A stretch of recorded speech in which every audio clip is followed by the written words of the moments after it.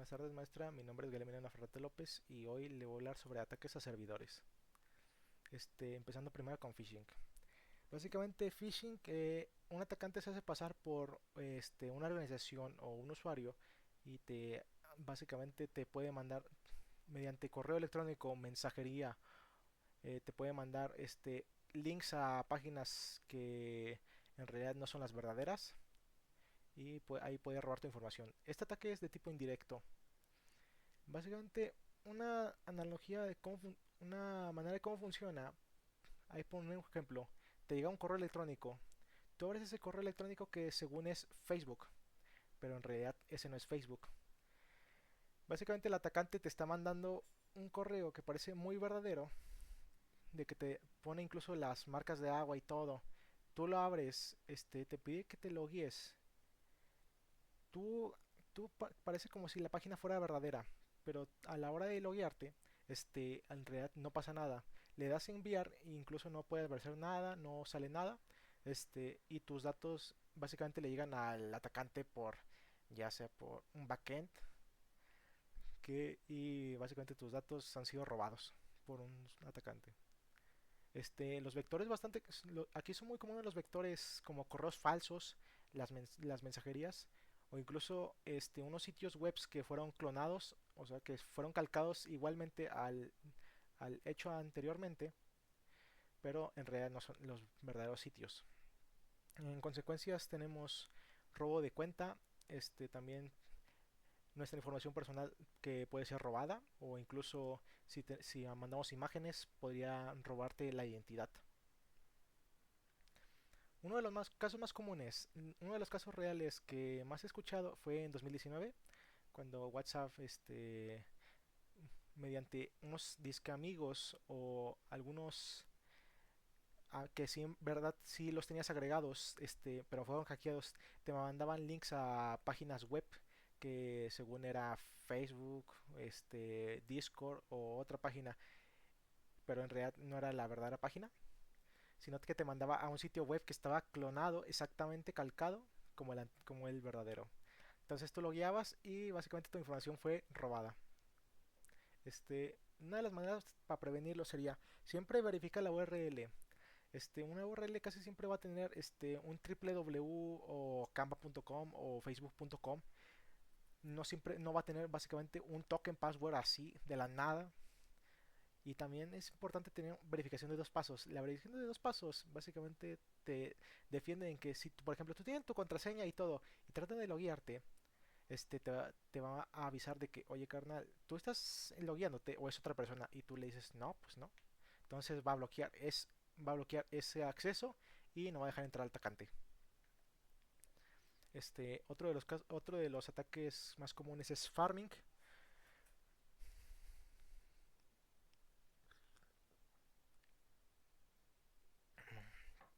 Perdón.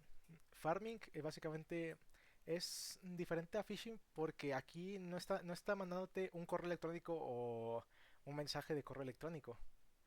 Este puede entrar por inserción de malware o incluso puede entrar por tu router y te puede redireccionar a unos servidores de DNS que, aunque tú, por ejemplo, tú direccionas a facebook.com, tú pusiste el URL correctamente, incluso te podían haber, tú incluso lo hubieras poder haber copiado.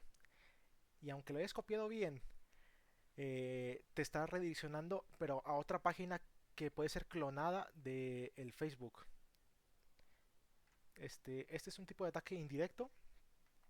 Los vectores más comunes pueden ser DNS comprometidos o si tú, por ejemplo, entras a una página, podrían haberte inyectado una especie de malware.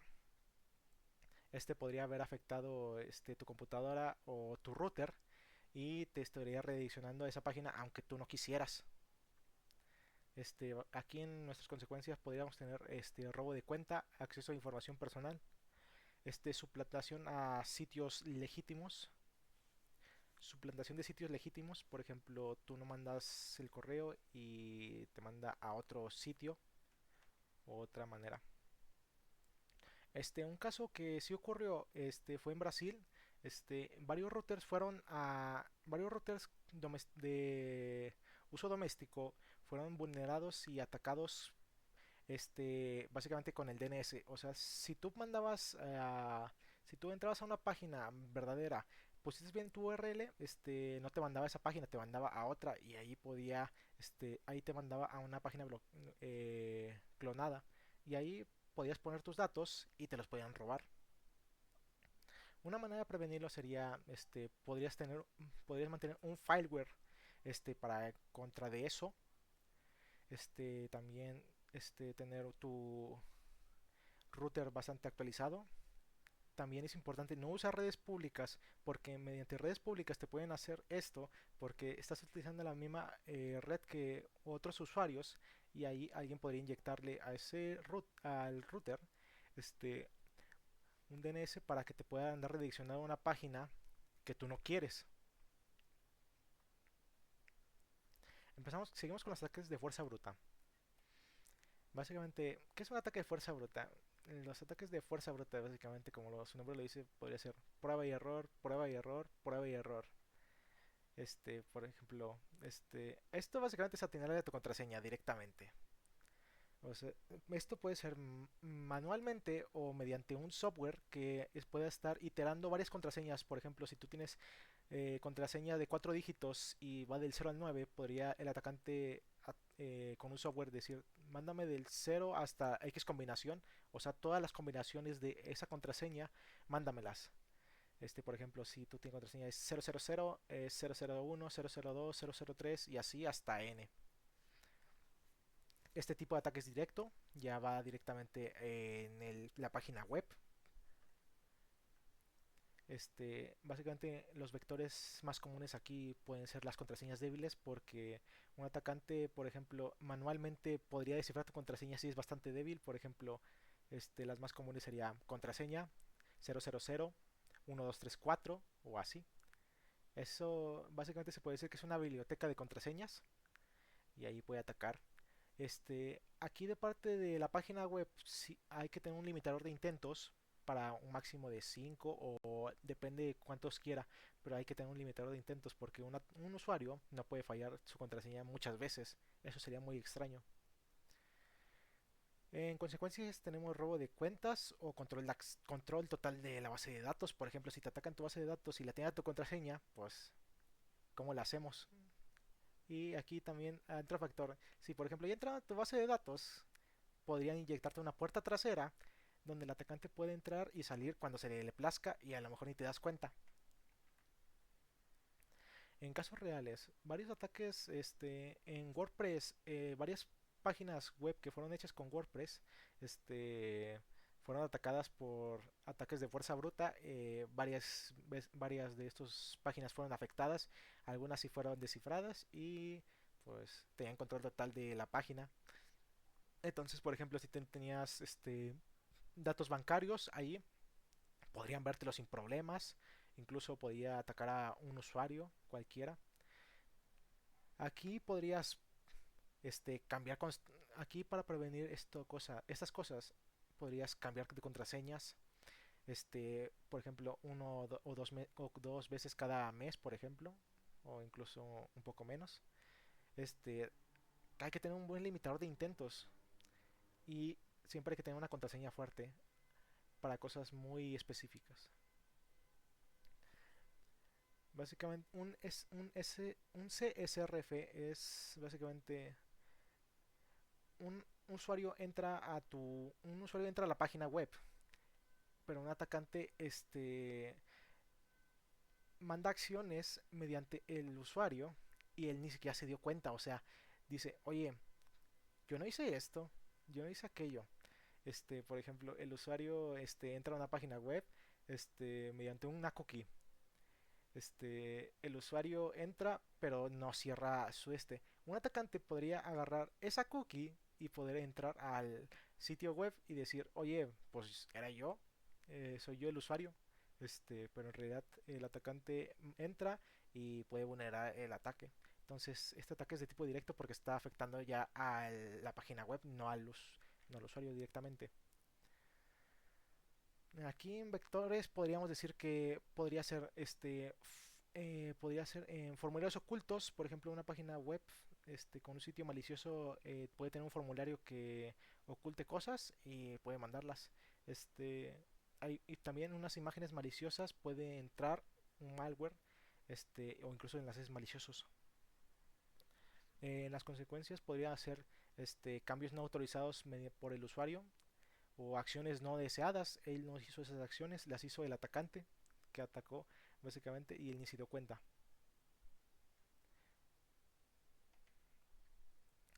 En un caso real, Gmail, unos investigadores descubrían una manera de cómo podían atacar y modificar silenciosamente datos del correo electrónico de una víctima. Básicamente entraban, robaban el token sin que se dieran cuenta y básicamente podían entrar al correo electrónico de la víctima sin que él se diera cuenta. Básicamente aquí maneras de prevenir mediante la página web es tenemos que tener una confirmación manual para datos muy sensibles, como por ejemplo, ¿estás seguro que esta es tu información o esto? Este, También hay que tener una expiración de sesiones. Por ejemplo, si alguien tiene tu token, que expire cada X tiempo, por ejemplo, 15 minutos, 5 minutos, y también hay que validar dónde se origina la solicitud. Por ejemplo, si tú estás en Aguascalientes y alguien manda una solicitud desde Perú, por ejemplo, sería muy sospechoso. Ok.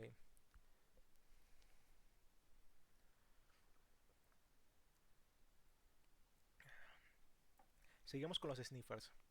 Básicamente los sniffers son, podemos decirlo, unos soplones. Unos que andan escuchando. No, no son unos soplones, son este personas que andan escuchando conversaciones ajenas, básicamente. Lo que hacen ellos es básicamente, es un ataque de tipo indirecto. Podría ser de víctima a víctima, o sea, de un usuario a otro usuario. Básicamente están interceptando el tráfico en la red mediante protocolos que no están encriptados. Por ejemplo, el HTTP no está encriptado, pero el HTTPS sí está encriptado. Podrían entrar por esos protocolos y básicamente, como no están encriptados, pueden básicamente entran así hablando. O sea, si tú le mandas un hola, ellos te van a mandar un hola. Y básicamente pueden estar viendo lo que estás haciendo, desde transacciones, todo. Aquí los vectores más comunes pueden ser redes públicas o también te pueden inyectar un malware de monitoreo, por ejemplo en unas páginas. Algunos protocolos como el HTTP que no están cifrados son muy propensos a ser atacados por sniffers y básicamente en estas consecuencias pueden ser robo o acciones no deseadas por el usuario. Aquí por ejemplo podríamos decir que el que está creando la página web no debería mandar datos de, por ejemplo, una cuenta bancaria mediante un protocolo HTTPS, sino podría mandarla por un protocolo HTTPS. No, perdón, no lo puede mandar de un protocolo HTTP. Es mejor mandarlo por un protocolo HTTPS porque está encriptando la información. Básicamente, aunque la esté interceptando, no puede descifrarla porque está por un algoritmo matemático y no puede, básicamente, no puede entenderlo él. Aquí un caso real de 2010. Hubo una herramienta llamada Fireshift que básicamente lo que hacía era clonar. No, básicamente Fireshift lo que hacía era un soplón automático.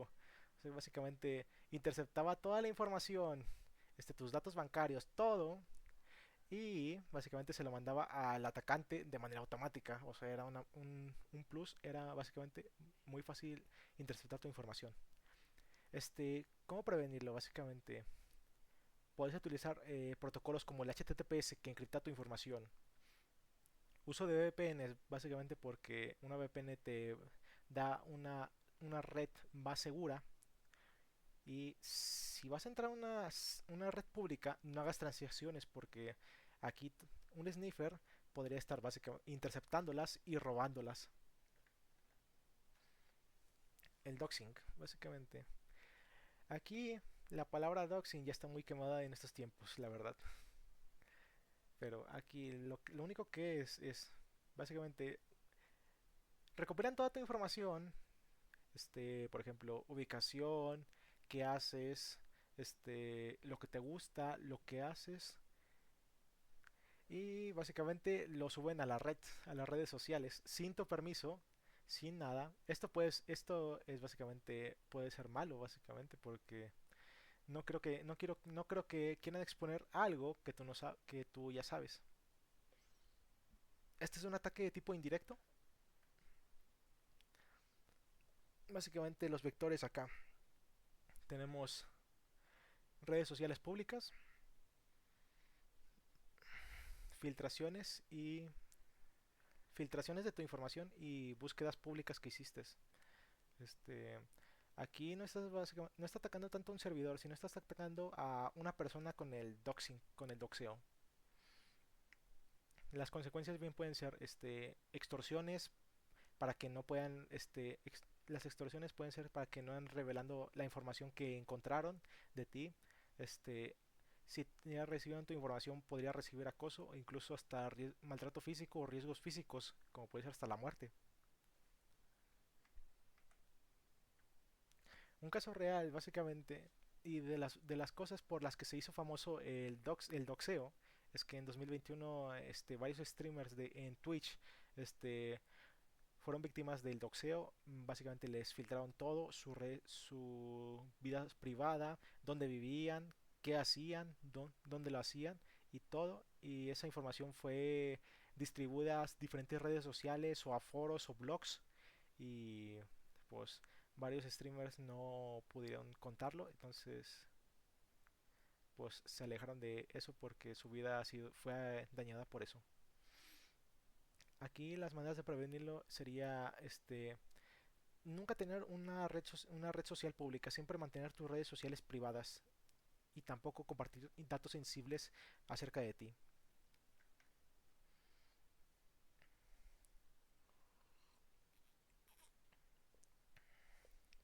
El catfishing básicamente. El catfishing es básicamente crear una identidad falsa en internet. Esta puede ser por esta identidad falsa podría ser imágenes, crear en Facebook, por ejemplo, una cuenta falsa con imágenes falsas pueden ser creadas por IA o incluso por imágenes robadas de alguna persona. Y cuando crean un perfil falso pueden contactar con varias víctimas y, por ejemplo, pueden estar extorsionándolas o atacándolas. Este es un ataque de tipo indirecto. Por lo regular los atacantes cuando hacen esto, empiezan por redes sociales, app de citas como Tinder, mensajería como Telegram, WhatsApp o SMS, SMS no creo la verdad, pero los otros sí. En consecuencias, algunos atacantes piden dinero, otros pueden extorsionarte para, por ejemplo, si tú le dices una información muy sensible a eso, podrían estar extorsionando por eso. Incluso también hay riesgos físicos si la persona en realidad tiene otras intenciones contigo o también puede haber manipulación acerca de ti. Aquí uno de los casos reales que investigué fue de Alexander McCarthy. Este fue condenado por abuso extremo de menores en línea. Ya está bajo las rejas, pero básicamente lo que hacía era tomar fotos, crear cuentas falsas con fotos de menores, subirlas a redes sociales y básicamente principalmente por Snapchat y se hacía pasar por un menor para que algunos niños le dieran fotos íntimas a él y básicamente qué hacía ellos con ello los extorsionaba para para compartir datos sensibles o incluso pedir dinero incluso en uno de esos casos pudo matar a un niño, de hecho lo mató.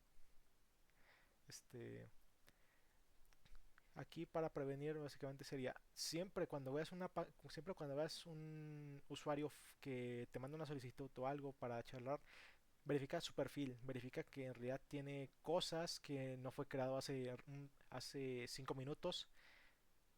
También no compartas datos sensibles con extraños que no conozcas nada y verificar que en realidad con quien estás hablando es una persona verdadera, no una identidad o una persona creada falsamente. El ataque mediante XSS básicamente lo que hace es inyectar código, principalmente aquí es JavaScript, en páginas. Este ataque se encuentra en formularios. Básicamente puede entrar por formularios o entradas de texto que puede ingresar el usuario. En este caso los utilizaría el atacante para inyectar código malicioso y poder atacar al servidor. Por lo tanto, este es un ataque también de tipo directo. Aquí en los vectores tenemos pueden ser los formularios. Por ejemplo, tú podrías entrar a un formulario, podría pedirte tu nombre o tu contraseña y ahí podrías poner, y ahí si no está regulado y no está verificando lo que en realidad estás mandando, podrías incluso poner código allí, y ese código podría ser un código malicioso que podría estar atacando a la base de datos. Esto también funciona en URLs o también en comentarios de la página. Aquí en las consecuencias podría ser incluso hasta un control total de la base de datos, que es lo más peligroso. Pero por lo regular lo más común sería un robo de cookies, control de sesiones o robo de información también. Esto le pasó a British Airways. Básicamente lo atacaron con un Mesh Card, que es una manera de hacer un XSS. Le robaron 150 millones de dólares. Y pues básicamente tomaron cartas en el asunto, mejoraron su seguridad mediante ese ataque. Entonces, ¿cómo lo podemos prevenir? Entonces, podría ser hay que validar lo que escribe el usuario también.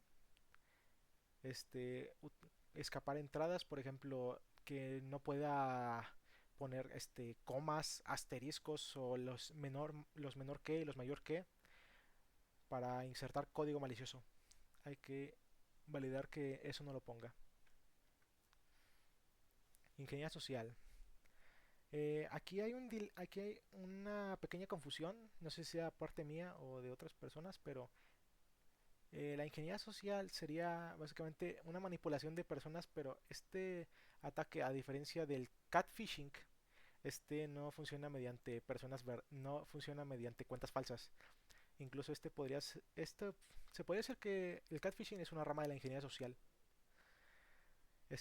Pero en términos generales, en la ingeniería social, la víctima es estudiada por el atacante, y el atacante, mediante una persuasión, trata de que la víctima suelte información muy personal, como por ejemplo puede ser contraseñas, o incluso darle puestos de administrador a alguien que ni siquiera lo conoce o no se lo merece. Este es un ataque de tipo indirecto. Los vectores más comunes mediante esto pueden ser por llamadas, mensajes o incluso pláticas en persona, de persona a persona. Esto no se limita básicamente a lo virtual, sino también a lo físico. En consecuencias, pues, si tú le entregaste información personal, puede tener acceso al sistema, controla sesiones o incluso a fraudes con la información que tú le otorgaste.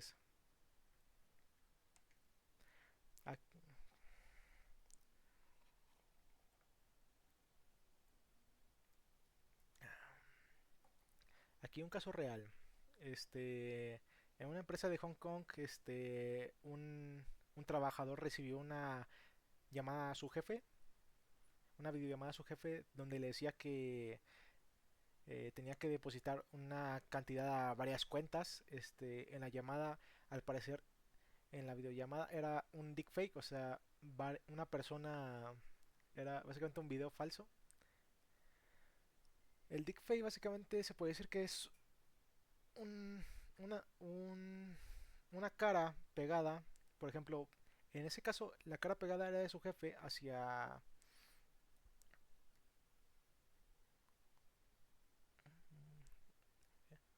la cara de su jefe pegada hacia una imagen que no era verdaderamente su jefe. Es decir, con quien estaba hablando no era su jefe. Este, el, como el, básicamente, el trabajador vio que sí era su jefe, que todo está en orden, a pesar de la petición de depositar a ciertas cuentas, pues no lo dudó porque era su jefe al final de cuentas. Y al final, terminó depositando como casi 25.000 millones, 25 millones de dólares a múltiples cuentas y ese dinero pues se terminó perdiendo. Aquí, aquí hay dos maneras de prevenirlo. Mediante protocolos de verificación, siempre hay que verificar con quién estás hablando y de tampoco tienes que compartir información sensible sobre la empresa con quien estás trabajando. Ya casi para terminar, tenemos el 2, los ataques de DOS y los DDoS. Aquí estos ataques son dos muy parecidos, pero funcionan de manera diferente. Básicamente lo que hacen los dos es sobrecargar un servidor, mandar múltiples peticiones a servidor y con eso atacarlo para, por ejemplo, tumbarlo o hacerlo más lento. Y por ejemplo, en un ataque DOS, un solo equipo manda miles de peticiones a un servidor que no está regulado en ese aspecto. O en otro caso, que sería el DDoS, mediante botnets, se le llaman, envía miles de peticiones manda por múltiples equipos, no solo por uno. Este es un ataque de tipo directo porque está afectando básicamente al servidor. Los vectores más comunes serían los botnets, que básicamente son bots que mandan múltiples peticiones al servidor, se hacen pasar por personas o incluso hasta peticiones masivas. Aquí pues nuestras consecuencias serían: tenemos una caída del servicio, aquí en pérdidas económicas. Una persona me dijo: cuando un servidor se cae un minuto, podrías perder hasta $10,000, porque ese servidor está generando $10,000 por cada minuto que esté encendido. También, por ejemplo, puede haber una sobrecarga de servidores y hacer que el servicio sea más lento de lo habitual.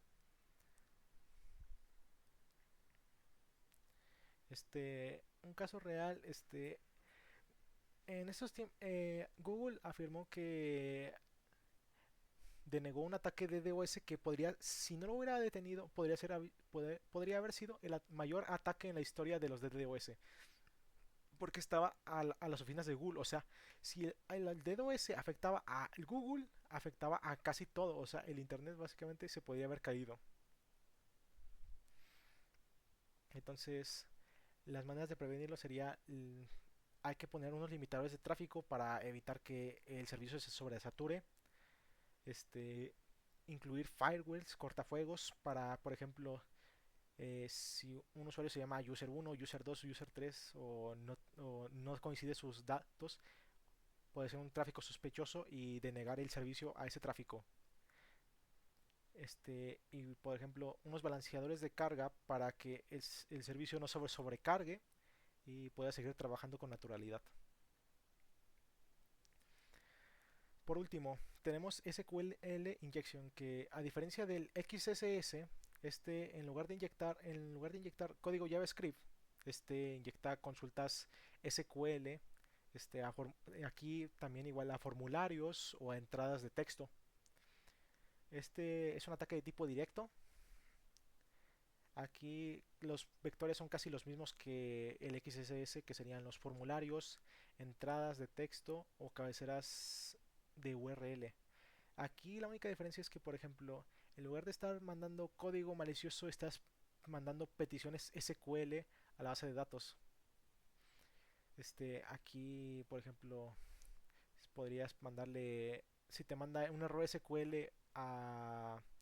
Si al usuario tú le mandas un error SQL cuando ingresa datos SQL, estás haciendo algo mal, porque tú no tendrías que mandarle esos errores, de hecho. En consecuencias podría ser que podrían borrar los datos, robar incluso información O aquí sí podrían llegar a tomar el control del todo el sistema porque están mandando código SQL, básicamente. Aquí uno de los casos un poquito sonados fue lo del Taltalk. Aquí Taltal sufrió un ataque de SQL injection en su sitio web. Mediante un formulario ingresaron datos que no eran básicamente para un formulario, no le ingresaron su nombre, no ingresaron nada, estaban inyectando código MySQL y básicamente mediante unos procesos consiguieron entrar a la base de datos y básicamente lo atacaron. Para prevenirlo, podríamos tener validación de entradas, validar las entradas del usuario. Por ejemplo, si no te manda su nombre o ese nombre no tiene nada que ver, por ejemplo, tiene caracteres o incluso mayúsculas de la mayúsculas, mayúscula, mayúscula o así, no es un nombre verdadero. También también podemos utilizar privilegios. O sea, por ejemplo, tú nunca le vas a dar privilegios de administrador a un usuario cualquiera. Hay que tener una escala de poderes, de privilegios. Y aquí también lo importante es no mostrarle nunca errores SQL al usuario mediante el frontend. El usuario nunca debería ver errores MySQL. Bueno, esto es todo por mi presentación. Muchas gracias.